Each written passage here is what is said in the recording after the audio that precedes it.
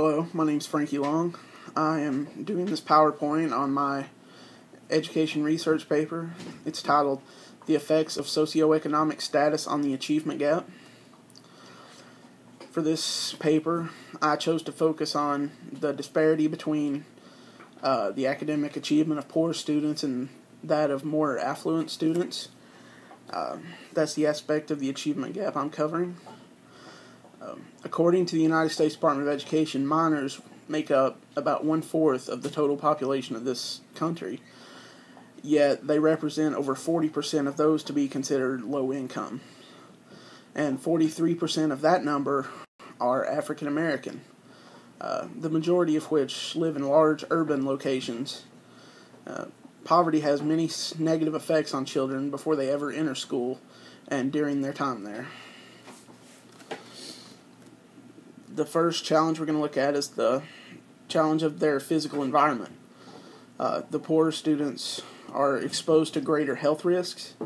They have poor quality housing and environment. The neighborhoods are rougher and in poor condition. The housing tends to be overcrowded and very noisy, which is not conducive to studying. They move around more. They may not live in a place for very long at a time. There's just a general lack of stability in their home life. And in these dwellings where they live, there generally is asbestos, lead paint, other things that contribute to poor air and water quality. And there's just generally less resources in the home. They don't have educational tools such as computers, internet access, books, and the neighborhoods overall just tend to be more dangerous, especially in urban areas. The next aspect we're going to look at is the social environment. As mentioned before, there are fewer books and educational materials in the home, and the households have fewer routines. In a normal middle-class household, everybody may get up, eat breakfast, go to school, come home, sit around the dinner table, and talk about their day. But in these households, the parents typically work more and work odd hours. So it's just a generally unstable environment. There's a greater incidence of family disruption, violence, and separation from family. There tends to be more domestic violence, disputes, and other instances of violence.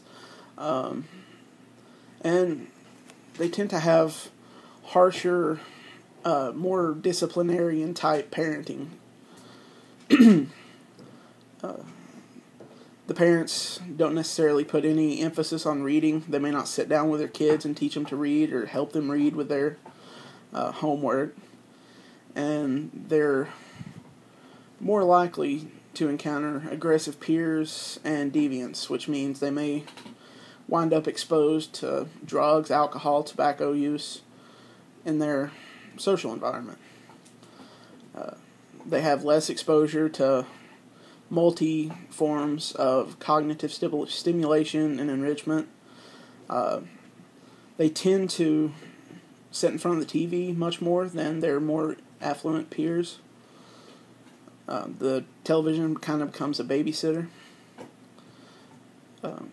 They have less verbal responsiveness, and there's generally less parental involvement with their child's education. They may not go to parent-teacher conferences due to odd work schedules, or maybe just a general uneasiness about socializing with teachers and administrators. They just feel as though they don't belong. The next environment we're going to look at is the school environment and what challenges it presents. Schools with more low-income children were more likely to have low per-pupil expenditures. They just have less money. Because school money comes from property taxes. And if the property taxes are low, the school's not making as much money. Or I shouldn't say making money, but they don't receive as much money. The teacher quality tends to be lower because nobody wants to work in these types of schools. The curriculum is much less rigorous than it would be in a upper class area. The teachers and administrators have lower expectations, and there are fewer demands for the kids to enroll in the more difficult courses. And once again, there is low incidence of parental involvement. Let's talk about socioeconomic status. Socioeconomic status is an individual or a family's ranking in the hierarchy according to access to or control over some combination of valued commodities, such as wealth, power, or even social status. Family SES, socioeconomic status, will largely determine the location of the child's neighborhood and school. Socioeconomic status incorporates parental income, parental education, potential occupations, and home resources. Parental income lets you know, basically, the potential for social and economic resources that are available to the student. What the parents have, the children have. Parental education is fairly indicative of parental income. The more educated they are, the more likely they are to make more money. Parental occupation tells us the social and economic status of the household, because it represents income, education, and prestige, and the culture of the level of socioeconomic status. Home resources, or household possessions like computers, books, and other technology, such as iPads and tablets, are indicative of socioeconomic status. Now, when you're looking at socioeconomic status, do you look at individual or aggregated? When researchers are looking at this, they must choose whether to look at individual SES or aggregated SES, based on which is the aggregated SES based on the school that the student attends. School SES is based on the number of students and the proportions of those students who are on free or reduced lunch. Neighborhood SES is based on the proportion of neighborhood or county residents at least 20 years old who haven't completed their high school diploma. What they have in common, school and neighborhood socioeconomic status vary in how they assess socioeconomic status, but share the identity of a contextual indicator of social and economic well-being that goes beyond the socioeconomic resources available to the students at home. Okay, we've mentioned it some. This paper doesn't focus on it, but we're going to talk about SES and race real quick. Racial and cultural background plays a significant role in achievement that minorities are more likely, plays a significant role in achievement minorities are more likely, forgive me, there should be a comma there. Minorities are more likely to live in poor areas and have low-income households or single-parent families.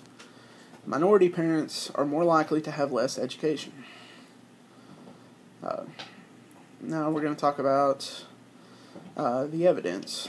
The correlation between SES and academic achievement were more evident on the subject level, such as math.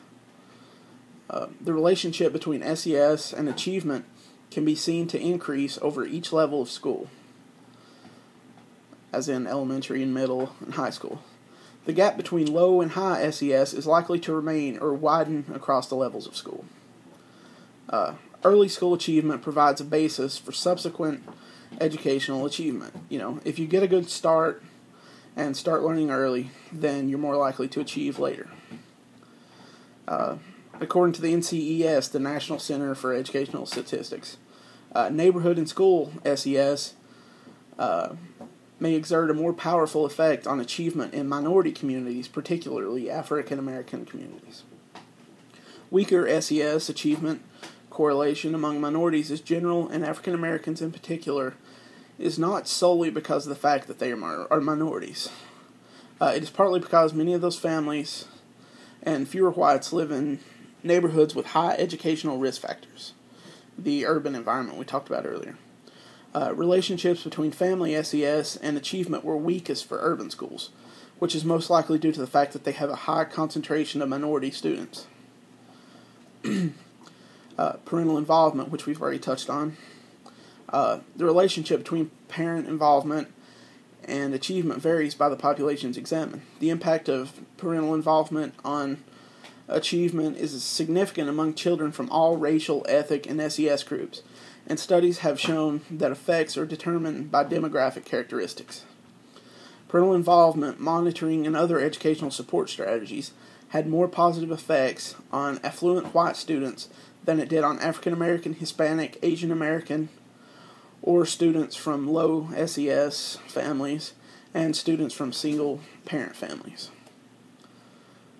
Schools that have high concentrations of students from high poverty backgrounds are most successful when curriculum is rigorous, challenging, and focused on the future. These go more in depth in my paper. Support should be immediately accessible to keep students on track.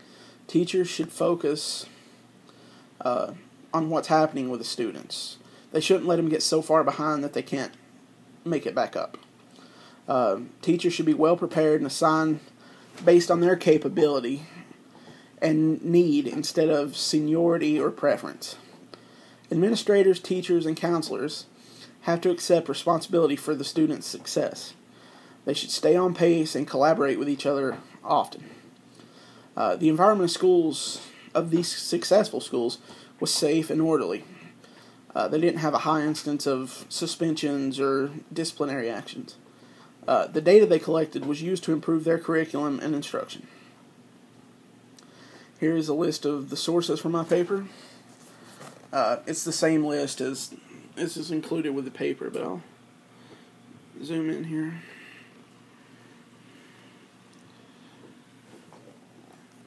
And